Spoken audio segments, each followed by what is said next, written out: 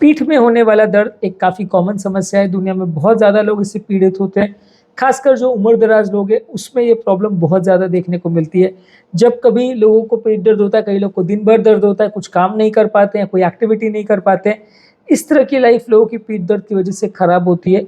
आज हम बात करेंगे बैक पेन यानी लो बैक पेन के बारे में। क्या होता है, किस तरह के इसके कारण होते हैं, किस तरह के पेशेंट्स को ये ज़्यादा देखने को मिलता है और कैसे इससे छुटकारा पाया जाए, कैसे इसे रोका जा सके या कम किया जा सके। इन सारी चीज़ों पर एक ब्रीफ ओवरव्यू करेंगे। टॉपिक पर जाने से पहले जो लोग हमारे चैनल पर नए हैं, उन्हें रिक्वेस्ट करूँगा कि चैनल को सब्सक्राइब करके हमें इंस्पायर और मोटिवेट करें। आज का टॉपिक है लो बैक पेन के बारे में। लो बैक पेन ज़्यादातर 80% दुनिया भर में पेशेंट्स को ज़िंदगी में कभी ना कभी पीठ का दर्द हुआ होता है। किसी को मसल के खिंचाव की वजह से, किसी को कोई चोट लगने की वजह से, किसी को पोस्चरिंग की वजह से, किसी को दिन भर की मेहनत करने की वजह से, क्लरिकल जॉब या डेस्कटॉप जॉब करने की वजह से अलग अलग लोगों को पीठ दर्द होता है। अलग अलग एज ग्रुप और बैकग्राउंड के लोगों को होता है। ज़्यादातर इसके कारण पुअर पोस्चर होता है, जिसकी वजह से कोई चेयर वगैरह पर जो लोग बैठते हैं प्रॉपरली अगर पोस्चरिंग नहीं कर पाते, इसकी वजह से खिंचाव तनाव होता है, मसल्स में खिंचाव होता है, जिसकी वजह से पीठ का दर्द और तनाव महसूस होता है। इसके अलावा कई बार पीठ को बहुत ज़्यादा यूज़ किया जाए, ओवर यूज़ किया जाए, तो उसकी वजह से भी कई बार इंजरीज हो सकती है। बहुत ज़्यादा वजन उठाने की वजह से, बहुत ज़्यादा बेंड करने की वजह से, बहुत ज़्यादा मसल में खिंचाव तनाव होने की वजह से भी पीठ दर्द हो सकता है। इसके अलावा कई बार कोई डिस्क वगैरह जो है कमर में जो जिसके बीच में से स्पाइनल कॉर्ड जाती है, उसके चारों ओर वर्टिब्रल कॉलम रहता है। ये वर्टिब्रल कॉलम में वर्टिब्रा को सेपरेट करने के लिए या एक दूसरे से अलग करने के लिए इंटरवर्टिब्रल डिस्क होती है।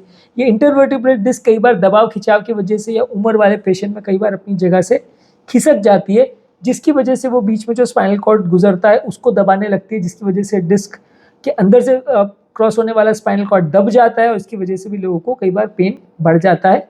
इसके अलावा कई बार उम्र के साथ जो स्पाइनल कॉर्ड की जगह है जिसके बीच में से स्पाइनल कॉर्ड जाता है इंटरवर्टिब्रल कॉलम में, वहाँ पे कई बार इतना दबाव उत्पन्न हो जाता है, इसको स्पाइनल स्टेनोसिस बोलते हैं, जिसकी वजह से जो स्पाइनल कॉर्ड है वो दबने लगता है। इसके अलावा आर्थराइटिस के पेशेंट में भी ऐसा हो सकता है। आर्थराइटिस के पेशेंट में भी स्पाइनल कॉर्ड का आर्थराइटिस होने की वजह से जो बीच के जॉइंट्स है वो फिक्स हो जाते हैं, मूव नहीं कर पाते, इसकी वजह से भी पेन होता है। स्पॉन्डाइलोलिस्थेसिस भी एक बीमारी है जिसमें एक वर्टिब्रा जो है अपनी जगह से खिसक करके दूसरी वर्टिब्रा के ऊपर चला जाता है या एक वर्टिब्रा के ऊपर से थोड़ा सा वो अपनी पोजीशन चेंज कर लेता है, जिसकी वजह से दूसरी वर्टिब्रा पर से उसकी पोजीशन हट जाती है, वो स्पाइनल कॉर्ड को दबाने लगता है, जिसकी वजह से दर्द होता है।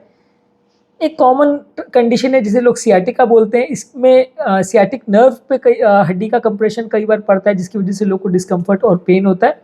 ज़्यादातर ये लो बैक पेन या जो डिस्क का प्रॉब्लम है उसके कॉमन सिम्टम्स देखिए कमर का दर्द ही है। ज़्यादातर ये शार्प पेन होता है या कई बार डल पेन होता है, कई बार झपक झपक के होने वाला दर्द होता है, कंटिन्यूस जगह में दर्द होता रहता है, कई बार पाँव की तरफ भी ये रेडिएट होता है। कई बार पीठ में अकड़न होती है, जकड़न होती है, स्टिफनेस होती है, जिसकी वजह से दिन भर आप मूव नहीं कर पाते और ये सबसे ज़्यादा स्टिफनेस जो होती है वो मॉर्निंग के टाइम्स में देखने को मिलती है। सुबह उठते ये जोड़ ज़्यादा स्टिफ हो जाते हैं। इसके अलावा व्यक्ति की मोबिलिटी कॉम्प्रोमाइज़ हो जाती है, जिसकी वजह से वो कोई सामान नहीं उठा पाता, बेंड नहीं कर पाता, कुछ वजन नहीं उठा पाता, कमर को बेंड या ट्विस्ट नहीं कर पाता। इसके अलावा कई बार हाथ पाँव में कई बार सुन्नपना हो सकता है, पाँव की नसें सुन्न हो सकती है। इसके अलावा पाँव में कई बार झुनझुनी भी हो सकती है, जो कि नर्व के कंप्रेशन की वजह से होती है। और बहुत ज़्यादा अगर नर्व का कंप्रेशन हो जाए तो पाँव में कई बार इतनी कमज़ोरी भी हो सकती है, जिसकी वजह से पाँव कमज़ोर हो जाए, चलने फिरने में बैलेंस न बने, आदमी गिर जाए, ये सब सिम्टम्स भी हो सकते हैं। इसको डायग्नोज कैसे करते हैं? ज़्यादातर हिस्ट्री के बेसिस पे एक इंपॉर्टेंट आपको मिल जाता है कि पेशेंट को क्या प्रॉब्लम है। हिस्ट्री के साथ जो एसोसिएटेड कंडीशन है उसके बेसिस पे आप डायग्नोज कर सकते हैं। और इसके अलावा फिर अगर ज़्यादा प्रॉब्लम लगे तो आप एक्सरे कर सकते हैं, वहाँ का सीटी स्कैन कर सकते हैं, या बेस्ट है कि आप एमआरआई स्कैन कर सकते हैं। उसमें कौन सी वर्टिब्रा का शेप कैसा है, वो कितना चेंज हुआ है और कितना नर्व को कंप्रेस कर रहा है, वो सारी चीज़ें दिख जाती है, किस लेवल पे कितना कंप्रेशन है और फिजियोथेरेपी या ट्रीटमेंट से भी कितना फ़ायदा हुआ ये भी पता चल जाता है। अब बात करेंगे इसका ट्रीटमेंट कैसा करेंगे। ट्रीटमेंट करने के लिए देखिए दर्द है तो दर्द कम करने की दवा देनी पड़ेगी। बहुत ज़्यादा पेन किलर्स अगर देते हैं तो वो नुकसान करती है। ज़्यादातर पेन किलर्स का प्रॉब्लम ये है कि 4 से 6 घंटे असर करती है और जब उनका असर चला जाता है तो वापस दर्द लोगों को आने लगता है। तो उसकी वजह से कई बार लोग को सिवियर बार बार दर्द होता है, पेन किलर मेडिसिन लेते रहते हैं, उससे लिवर किडनी पर हार्ट पर सब बुरा असर पड़ने लगता है, सिस्टम्स फेल होने लगते हैं, तो ये नुकसानदायक है। इसलिए बहुत ज़्यादा पेन किलर्स नहीं लेने चाहिए। सबसे अच्छी चीज़ जो है वो है फिजियोथेरेपी। फिजियोथेरेपी में आप फिजियोथेरेपिस्ट को मिलिए, वो आपको सपोर्ट देंगे। कमर में बांधने के लिए कोई सपोर्ट चीज़ें देंगे जिससे आप अपने कमर पर अगर पट्टे के जैसे बांध लेते हैं तो उससे आपको कंटिन्यूस हड्डी को सपोर्ट मिलेगा, हड्डी खिसेगी नहीं, अपनी जगह से मूव नहीं करेगी, जिसकी वजह से आपको बार बार पेन का एहसास नहीं होगा। कंपेरेटिवली उसमें मूवमेंट कम होने की वजह से पेन, स्टिफनेस और मसल का खिंचाव तनाव कम होगा। फिजियोथेरेपी करने से मसल्स में आपके अलग अलग तरह से वो एक्सरसाइज कराते हैं, इससे भी जॉइंट का स्टिफनेस कम हो जाता है और इससे भी कंटिन्यूसली आपको आराम मिलेगा। इसके अलावा आप हीट और कोल्ड थेरेपी कर सकते हो। हीट थेरेपी में क्या है, उस एरिया की हॉट वाटर बॉटल या गर्म पानी में तौलिया को रख के या इस तरह की कोई चीज़ों से आप वहाँ पे सिकाई करते हैं, जिससे वहाँ का ब्लड फ्लो इंप्रूव होता है, वहाँ की मसल्स रिलैक्स होती हैं। इसके अलावा आप बर्फ़ से या आइस पैक से वहाँ सिकाई भी कर सकते हैं, तो इससे आपको थोड़ा सा वहाँ पे पेन कंपेरेटिवली कम हो जाएगा, सूजन कंपेरेटिवली कम हो जाएगी। कायरोप्रैक्टिक थेरेपी है जिसमें अलग अलग स्पाइनल मूवमेंट्स करके एक तरह से स्पाइनल मूवमेंट और मोबिलिटी को इम्प्रोवाइज करते हैं।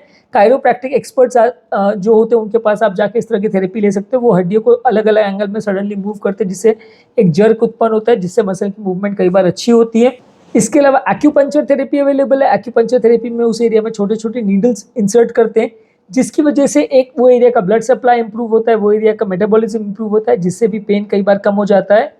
और बहुत सीवियर केसेस अगर किसी को हो तो वहाँ पे सर्जरी लगती है।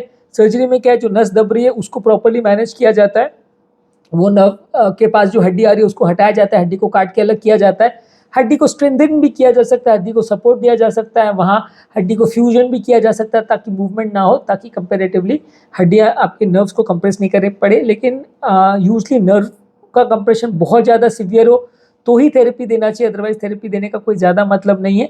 अदरवाइज आप अगर बहुत माइल्ड केसेस में इस तरह का अगर थेरेपी देते हैं तो फिर उसमें बहुत ज़्यादा पेशेंट को फ़ायदा नहीं होता। इनफैक्ट सर्जरी इतनी कई बार कॉम्प्लिकेटेड भी होती है कि पेशेंट को नुकसान भी हो सकता है। नेक्स्ट है कि इसको प्रिवेंट कैसे किया जाए। प्रिवेंट करने के लिए देखिए आपको अपना पोस्चर अच्छा मेंटेन करना चाहिए, जिससे मसल्स और लिगामेंट्स में अच्छा आपको स्ट्रेंथ मिले और पीठ की मसल्स में कहीं कंपेरेटिवली पेन कम हो। इसके अलावा आपको रेगुलर बेस पे एक्टिव रहना चाहिए, जिससे आपकी मसल्स में ताकत आए, मसल्स में फ्लेक्सिबिलिटी इंप्रूव हो, पीठ का दर्द कंपेरेटिवली कम हो, मसल्स स्ट्रेंथन रहेंगी तो आपको कंपेरेटिवली पेन कम होगा। इसके अलावा वजन जब आप उठा रहे हो तो प्रॉपरली वजन को अगर आप उठाएं, बार बार ट्विस्टिंग या बेंडिंग मसल को नहीं करें, तो प्रॉपर टेक्निक यूज़ करें तो भी उससे कंपेरेटिवली आपका मसल पेन कम रहेगा। और अगर आपको वो एरिया में बहुत ज़्यादा स्ट्रेस हो रहा है, लो बैक पेन हो रहा है, जिसकी वजह से पेन या डिस्कम्फर्ट हो रहा है, तो रिलैक्सेशन टेक्निक्स आप कर सकते हैं, जैसे डीप ब्रीदिंग एक्सरसाइज है, योगा, मेडिटेशन, प्राणायाम, इस तरह की चीज़ें भी आप कर सकते हैं, तो इससे भी आपको कुछ हद तक रिलीफ मिलेगा। तो आज के टॉपिक में हमने बात की अगर किसी को लो बैक पेन हो तो उसके क्या कारण होते हैं, कैसे डायग्नोज करते हैं, कैसे ट्रीट करते हैं और किस पेशेंट्स में अग्रेसिव ट्रीटमेंट करना पड़ता है और कहाँ आपको सर्जरी की ज़रूरत पड़ती है, प्लस इसको प्रिवेंट कैसे किया जाए, इस टॉपिक के बारे में बात की, क्योंकि ये काफ़ी कॉमन टॉपिक है, इसलिए ज़्यादातर काफ़ी लोगों के लिए यूज़फुल होना चाहिए। जो लोग हमारे चैनल पे नए हैं उन्हें रिक्वेस्ट करूँगा कि चैनल को सब्सक्राइब करें। ऐसा करने से चैनल को कंटिन्यू करने के लिए हमें मोटिवेशन, इंस्पिरेशन मिलती है। जो लोग बहुत लॉन्ग वीडियोज़ या लॉन्ग कंटेंट नहीं देखना चाहते हैं उनके लिए रेगुलर बेस पे हम यूट्यूब शॉर्ट्स अपलोड कर रहे हैं, जिसमें सारे टॉपिक का हम आपको ब्रीफ समरी देते हैं 1 मिनट में। इसको हम फेसबुक और इंस्टाग्राम में रील्स के फॉर्म में भी अपलोड करें, तो आप इसे देख सकते हैं। इससे अपने फ्रेंड्स, फैमिली और सोशल मीडिया ग्रुप्स में भी शेयर कर सकते हैं।